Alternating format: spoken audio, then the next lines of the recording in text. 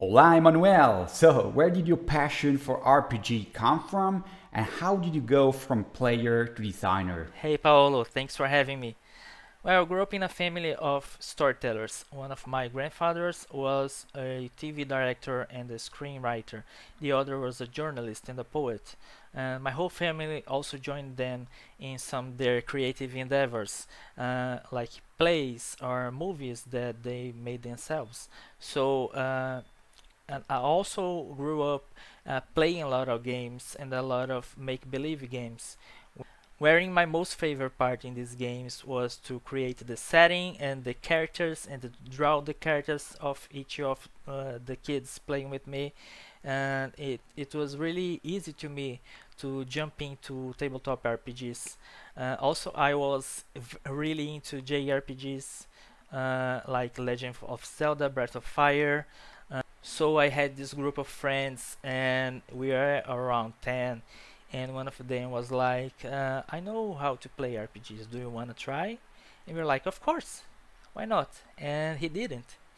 He didn't know how to play RPGs. I mean, actually, he did, but he didn't know any rule set. So we just educate the results of our actions by playing rock paper scissors. That was our resolution mechanic. And sometimes we didn't even play rock paper scissors, and just based it on the situation we would decide what happened next.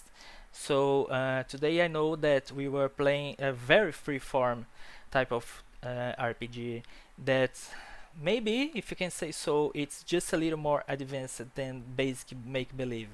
And I was even trying myself to build new systems, even though I didn't even know the basics of game design principles or even math.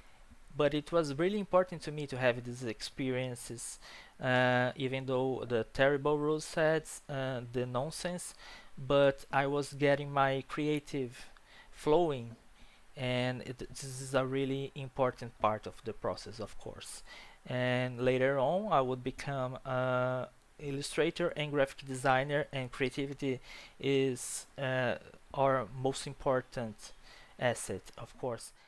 We tried Cyber plus Punk and greatly appreciated the system agility suitable for cinematic actions. Instead of a 400-page manual, you've put everything into a pamphlet that works beautifully. How important is minimalism in today's RPG world? I think that the coolest thing about minimalist systems is that you can master it within 10 15 minutes and make it much easier to gather around and play and learn as you go is one of the special things about minimalist systems. And also I really like how they are made very setting specific. You don't have like plenty of options of character styles or archetypes. You just have like this very narrow vision about one style of play, about one genre. It's I think this is really cool because you end up consuming more games within less time. You can also get to know new authors uh, where they each use the same base system but just change the setting. And another aspect is that this possibility of you being releasing your own material within less time, less costs. You can try new things without compromising with a full development of years of a game book. You can just write a few rules, putting on a cool layout, and release and see what happens. And this is how Cyber+PNK came to be. I didn't have much time to learn an entire new system, all the details, all the intricate rules. Even though Blades in the Dark isn't that complex of a system, but we just needed some fast thing, just fast rule set. Some of us didn't even have much patience to learn new systems, and they would prefer to learn as we go. So I just put together a few of the base rules of Blades in the Dark, and I noticed that after we played for that night, I noticed that it could fit on one or two pamphlets. The pamphlet is just one of them, but there are many others, and that reminds me that Cesar Capacle, that's also Brazilian, he did a game to print on a mug. So it's really cool to see people exploring this kind of stuff. Very interesting titles are coming from Brazil. How is the RPG community in your country? The RPG community here in Brazil is very vast. I think one of the most played games in the country, if not the most played in the country, is a game that was developed, I don't know, 15 years ago. The newest project of the same authors reached in 2019, I think, almost $2 million in their campaign for the core rulebook, the Tormenta RPG. So you can say that the most played RPGs in Brazil are from Brazilian authors. And you have many other authors publishing themselves through crowdfunding platforms or just for free. This solo community is a huge example of it. We have a community on Facebook for solo gaming, and have hundreds of files of games and rule sets and scenarios, and thousands of members gathering around this hobby in a very recent, different way. And unfortunately, this flies under the mainstream radar. Of course, being the mainstream, mostly formed by 3D&T, Tormenta, D&D, and Pathfinder players.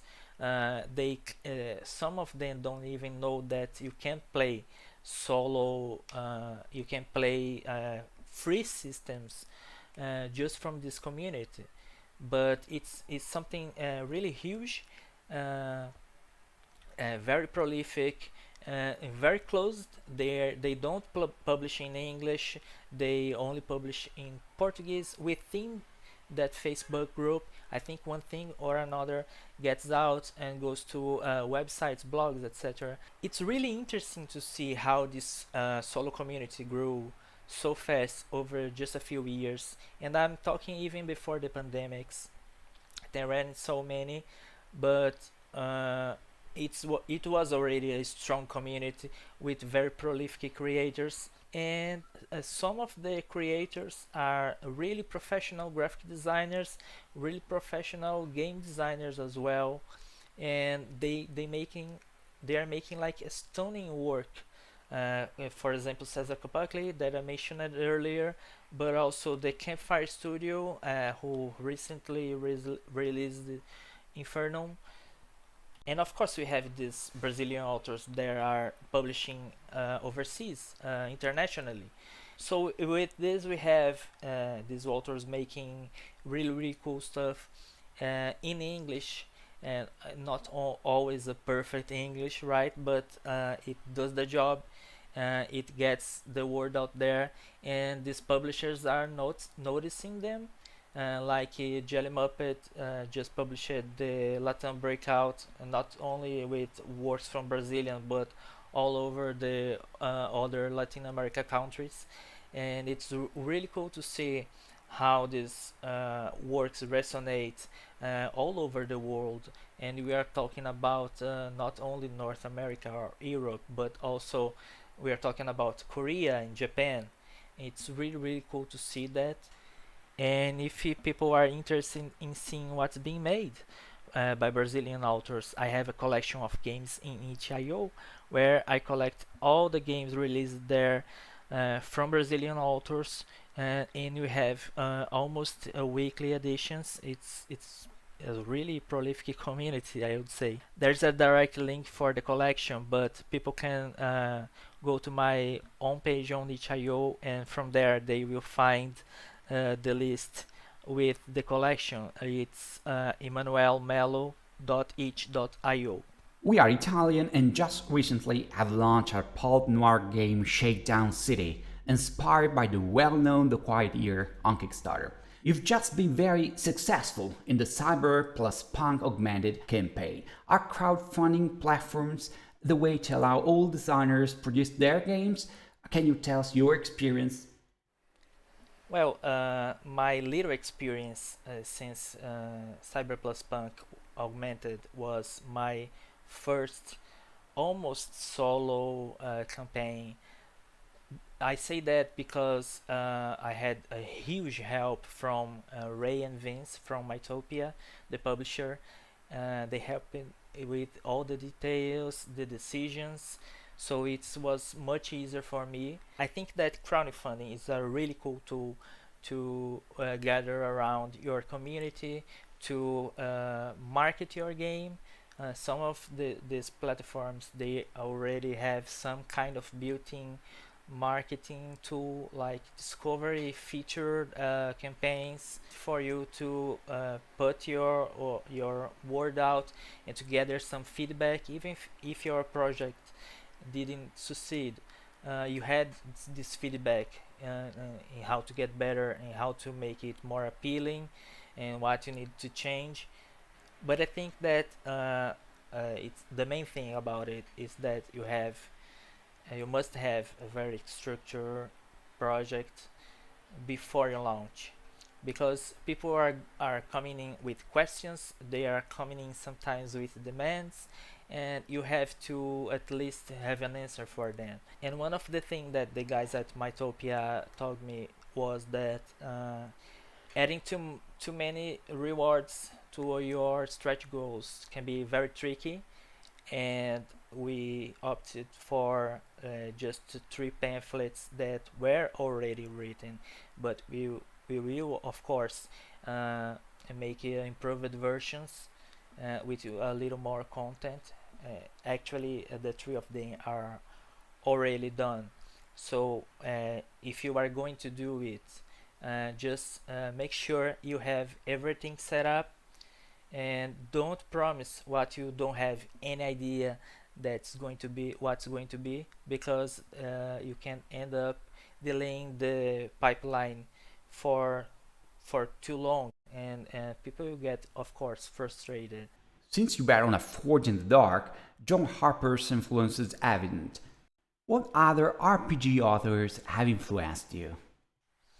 Well, there are so many good authors out there, of course, and I think that my favorites right now are Stockholm Cartel with Mark Borg, uh, Shamakoi's Mothership, especially the first edition, really good. Of course, from Stockholm Cartel, there's Cyborg, which I had the pleasure to work on a location for them. Also, I like Isaac Williams' Mouse Reader, and I think the best thing about these three games is that they have a huge third-party community. It's really cool to see how their games worlds grow just by making it available for others, and supporting others to build upon what they did. And this is very inspiring to me. And of course, I couldn't not talk about Diogo Nogueira, that's also a Brazilian author, and he's so prolific, and he runs the OSR community here in Brazil on Facebook, and he's a very approachable guy, and his works are always impressive in content. I don't know where did those he get all those ideas.